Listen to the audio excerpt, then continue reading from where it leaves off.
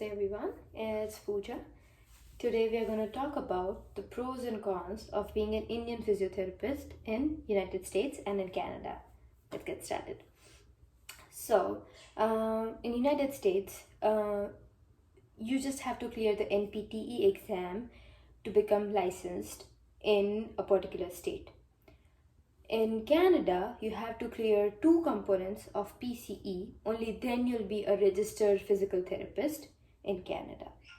In United States, because NPT is a hard exam to crack, and what people usually do, what Indian students usually do is, they also sit for the physical therapy assistant exam. That's exactly what I did. I sat for PTA exam, and after 15 days, I had also my PT exam. I was lucky enough that I was able to clear both the exams.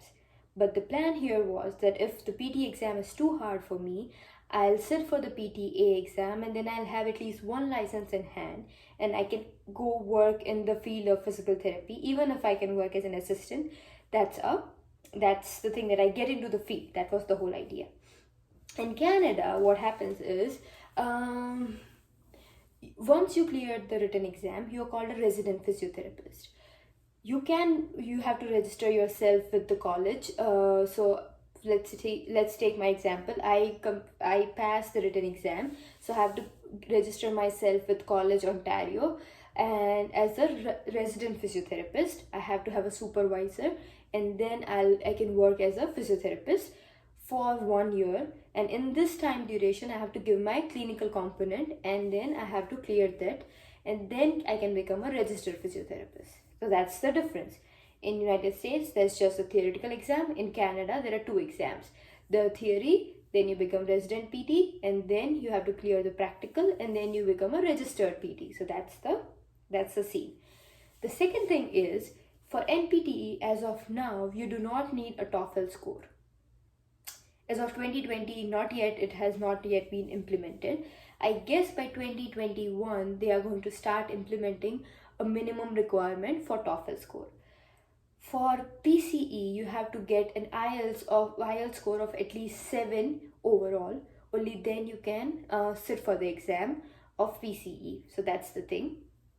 Now, this is about the exam. That, once let's say you clear the exams, now let's talk about the pay scale.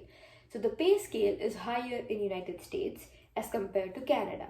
In United States, an average starting PT would get, in New York, because that's the state I was working in, that's the state I have more experience in. So I would say the starting pay would be anywhere between $42 to $45 per hour. Whereas in Canada, from the job search that I have done, I have figured that the starting pay is anywhere between $35 to $40 an hour. So that's the difference. So in US it is 42 to 45 USD, whereas in Canada it is 35 to 40 CAD. So that's the difference there. Now the third thing is, once you are done with your studies, you need an H1B to continue living in United States. It is really hard to get an employer who is ready to do your H1B. And even if they agree to do your H1B, it is a lottery system. So it's luck by chance. If the lottery if your name gets picked in the lottery, then your H1B is approved. Now initially, the H1B used to be approved for 3 years. Nowadays, I've heard my friends getting H1B approved for 1 year. So it's a messy process, it's a harder process. As opposed to Canada, if you do a 2-year course, if you study for 2 years in Canada, you get a 3-year work permit.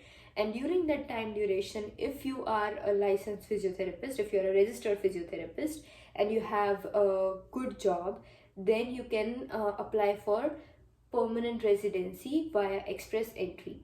Because you studied in Canada, you'll have a higher score, and because you have a good job, your job would also give you a higher score, and then it's really easy for you to get through the express entry and get a permanent residency in Canada.